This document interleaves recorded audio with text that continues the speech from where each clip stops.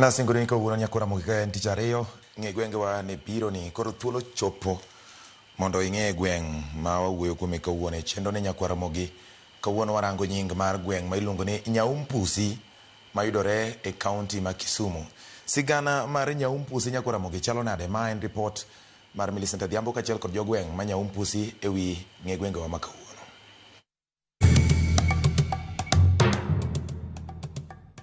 Nyakwara mogi e juang' machiegni kendo e tielo machielo. E chenro ni mar ng'e gwenge wa, jumani kalapapla mar ng'e gwenge pod onyorore mana e kaunti ma Kisumu kuma ofuyo kamedo luorore kendo go darubin e gwenge maseme. Kaka wuono wapiyo e gweng' kata chiro mong'ere ni Nyaumpusi. Ka iselimo kata isewinjo kamiluongo ni Nyaumpusi, ang'o mabiro e pachi madine mi chake ni Nyaumpusi? Wagoyane mbaka kod jogweng' kachiel kod johala ginyiswa ni tang'o miyo giparo ni nochak kae ni Nyaumpusi. Gimi nochak ka ni Nyaumpusi nikech en pap mo matin mane waloso mondo walos chiro moro nikech ne wabor gi chiro. Nying momiyo nomi kae ni Nyaumpusi, ne waneno ka en chiro moro ma ji wuok koni to ji wuok ka to ji biro nikech ne en chiro mane ne walosi around machiegni. Koro ne wawacho ni chiro ni mondo mi wamiye nying to wamiye nying ni Nyaumpusi, matiende ni mpaka chiegni gi dhoge. Ochiegni kod ute wa wani around mar chiro no kama iri ok waluoro kama emomiyo ne wachake ni Nyaumpusi. Ne wachake nikech ne dongruok malongo ne pod onge iye, to ka koro dukni osechako bedo mag tatragi to koro ochake nying ni Nyaumpusi nikech nothin othin ka umpaka. Bang' winjo paro mopogore ma jogweng' kod johala oselieko kotero kod nying gweng' ni kata chiro mong'ere ni Nyaumpusi, aderi to kod kukune ni kanye madine mi chak kae ni Nyaumpusi. Nyaumpusi ni ne nitie mine ariyo ne loko tiang' kaendi, min mami kod Caroline Omondi. Koro jogo loko tiang' e Tiothoni kinde no ne ndara ni pod onge. Koro ka tiang' noromo dendgi ma koro ginyal ting'o tiang' ka gigolo Kagai nyaka Lam malo Yago kocha. Koro min mami nochako loko Mena. Koro Mena nomoye e pap mapiny kacha cha, to tiko Mena ne ywa pekni kabiro go kae. Koro siko riempre gi pekni ema koro pekni gi olowa. Koro ka waluong ni Nyaumpusi kano pekni dwa chamo Mena manomoyo go. Mae gima ne Nyaumpusi obiro go. To gweng' kata chiro ni ma Nyaumpusi humbe landore kod weche kata timbe mage. Nyaumpusi kanyo nitie ohala moko mitimo mang'eny, kata Nyasaye bende yalo Nyaumpusi kanyo, chiro bende timore kanyo. Seche mane Nyaumpusi ne chakore 2017, ne en kamoro mane tin ahinya, mane nitiere mana udi moko matis mane nitiere e area no. Kata area makani ne pod udi ne ogo beti ahinya. Dala mantiere kani ema ne nitiere kae, to kod dala mane nitiere kari mane niluongo ni dala Kapio wuon Aloka. Koro Nyaumpusi ne wachake mana ka wachako nwa uso gik moko matindo tindo, makata ot moro bende mane nitiere malongo ne onge kanyo. Kaling matis to aneno ko dongruok ochako biro, wachako gero udi moko matindo kanyo, wagero kibanda moko matindo tindo iye kanyo. Gimomiyo umbwa landore nikech ohelni matindo mwaloko kanyo to kod group ne wan ga gi group moro ni Nyanam Radio. Ne wan ka ne wachokore to wabedo kanyo e Nyanam Radio kanyo. Seche mane wantiere e bura mar Nyanam no landra nyanwa mosre maber Nyanam maber. Gima lando nying Nyaumpusi ahinya kane wadhi e bura moro Maseno, wan kod jaduong' Monondoro wuor. Koro ne dwaro kama inyalo chanje dhok malach nikech dhok ne ok nyal tere sikul. Koro ka wan Maseno ka veterinary to wakoni dhok keluru mondo chanj Nyaumpusi e kama lach manyalo miyo riomo dhok ma e kindwa gi jo East Othany kod Koker. Koro dhok ikele pabni kinde ka kinde. Koro sama matoka cha lando koa Maseno lando ni to wadhi chanjo dhok, wadhi Nyaumpusi mane mogolo nyinge kabisa. Kae to koro wachako waywa pong' wakelo ka, wachako ponge ni ka ariyo, macha pong' to mabe pong'.